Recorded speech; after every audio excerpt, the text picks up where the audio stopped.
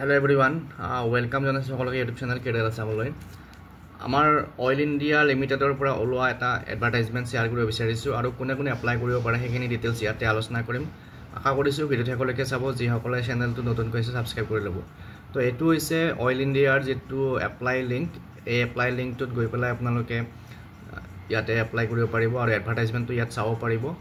আৰু কোনে কোনে এপ্লাই কৰিব পাৰে, ইলিজিবিলিটি ক্ৰাইটেৰিয়া কি তেওঁলোকে যিসকলৰ মিলে এপ্লাই কৰিলে হ'ল চাই পেলাই। আৰু এপ্লাই কৰা লাষ্ট ডেট হৈছে 18 আগষ্ট আৰু এপ্লাই আৰম্ভ হৈছে যোৱা 18 তাৰিখৰ পৰা। 18 জুলাইৰ পৰা আৰম্ভ হৈছে আৰু 18 আগষ্টত শেষ হ'ব। গতিকে এতিয়া আমি চাম কি ভেকেঞ্চি আছে বা কোনে কোনে এপ্লাই কৰিব পাৰে সেইখিনি চাম। ভিডিঅ'টো শেষলৈকে চাব আৰু চেনেলটোত যিসকলে নতুনকৈ আহিছে ছাবস্ক্ৰাইব কৰি ল'ব আৰু ভিডিঅ'টো শ্বেয়াৰ কৰি দিব ফ্ৰেণ্ডৰ মাজত। তো ইয়াতে এই ভেকেঞ্চিকেইটা আছে আমাৰ যি oil India field headquarter Duliajan, এই অইল ইণ্ডিয়া ফিল্ড হেডকোৱাৰ্টাৰ দুলিয়াজানৰ আণ্ডাৰত এই ভেকেঞ্চিকেইটা আছে। আৰু ইয়াতে কাৰ কাৰণে এপ্লিকেশ্যন ইনভাইট কৰা হৈছে যে যিবিলাক আমাৰ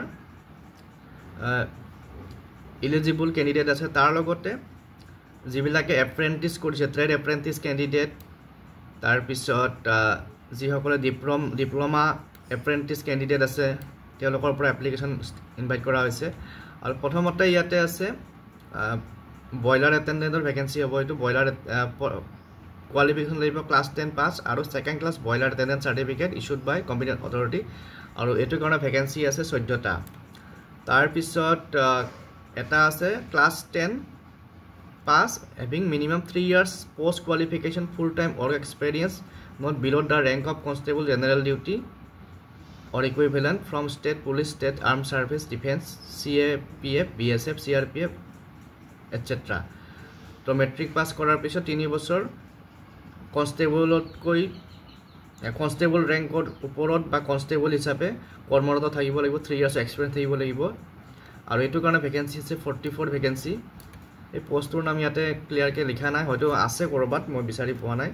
মুঠতে যিসকলে এইখিনি এক্সপিৰিয়েঞ্চ আছে তেওঁলোকে এপ্লাই কৰিব পাৰিব। তাৰপিছত যিসকলে 10+2 পাছ কৰিছে তাৰ লগতে 1 year ডিপ্ল'মা ইন ফায়াৰ ছেফটিৰ তেওঁলোকে 1 year ডিপ্ল'মা বা চাৰ্টিফিকেট কৰ্চ কৰিছে তেওঁলোকেও এপ্লাই কৰিব পাৰিব। তাৰ লগতে কিন্তু professional heavy motor driving licence থাকিব লাগিব, প্ৰফেচনেল হেভি মটৰ ভেহিকুলৰ। আৰু ইয়াতে ভেকেঞ্চি আছে 51। তাৰপিছত চেনিটেৰী ইনস্পেক্টৰৰ ভেকেঞ্চি আছে। ইয়াতে কোৱালিফিকেশ্যন লাগিব হাই ছেকেণ্ডাৰী, তাৰ লগতে চেনিটেৰী ইনস্পেক্টৰ ডিপ্ল'মা থকা হ'ব লাগিব আৰু 1 year পোষ্ট কোৱালিফিকেশ্যন এক্সপিৰিয়েঞ্চ থকা হ'ব লাগিব যিকোনো মিউনিচিপাল কৰ্প'ৰেশ্যন বা অৰ্গেনাইজেশ্যন বা যিকোনো অৰ্গেনাইজেশ্যনত। তো ইয়াতে ভেকেঞ্চি আছে 2টা চেনিটেৰী ইনস্পেক্টৰৰ।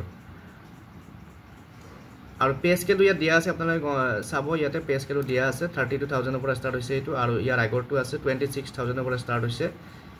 ইয়াৰ পিছত নেক্সট আছে ক্লাছ 10 পাছ গ্ৰেড 5 স্কেলৰ কাৰণে ক্লাছ 10 পাছ আৰু first class boiler attendant certificate. আৰু এইটোত কেটেগৰী আছে 14টা ভেকেঞ্চি। আৰু BSc নাৰ্ছিং বা পোষ্ট বেচিক BSc নাৰ্ছিঙৰ ভেকেঞ্চি আছে এটা। কোৱালিফিকেশ্যন BSc নাৰ্ছিং বা পোষ্ট BSc নাৰ্ছিং কৰা হ'ব লাগিব আৰু মিনিমাম 2 years এক্সপিৰিয়েঞ্চ থাকিব লাগিব আৰু ৰেজিষ্টাৰ হ'ব লাগিব নাৰ্ছিং কাউন্সিলৰ আণ্ডাৰত। তাৰপিছত হিন্দী ট্ৰান্সলেটৰ ভেকেঞ্চি আছে। Bachelor degree with major honours in Hindi from government recognized university institute should have English as one of the subject in graduation. Hindi major লৈ পেলাই ডিগ্ৰী কৰা হ'ব লাগিব আৰু ইংলিছটো এটা ছাবজেক্ট হিচাপে ডিগ্ৰী থাকিব লাগিব। আৰু হিন্দী ট্ৰান্সলেটৰ কৰ্চত চাৰ্টিফিকেট বা ডিপ্ল'মা থাকিব লাগিব, মিনিমাম 1 year ডিউৰেশ্যন। আৰু 6 মাহ, তাৰপিছত কম্পিউটাৰৰ 6 মহীয়া ডিপ্ল'মা থাকিব লাগিব আৰু মিনিমাম 1 year এক্সপিৰিয়েঞ্চ থাকিব লাগিব হিন্দী টু ইংলিছ ট্ৰান্সলেশ্যন ৱৰ্কত। ভেকেঞ্চি আছে এটা। তাৰপিছত গ্ৰেড 6ত পে স্কেলৰ কাৰণে আছে ইয়াতে ক্লাছ 10 পাছ, তাৰপিছত ডিপ্ল'মা ইন কেমিকেল ইঞ্জিনিয়াৰিং 4টা ভেকেঞ্চি আছে। তাৰপিছত ক্লাছ 10 পাছ, তাৰপিছত 3 year diploma in civil engineering 11টা ভেকেঞ্চি আছে। আৰু class 10 pass with diploma in computer engineering 2টা ভেকেঞ্চি আছে। তাৰপিছত class 10 pass with diploma in electronic telecommunication বা ইলেক্ট্ৰনিক এণ্ড কমিউনিকেশ্যন ইঞ্জিনিয়াৰিং, তাৰপিছত electronics and instrumentation engineering or diploma in instrumentation engineering technology 25টা vacancy আছে।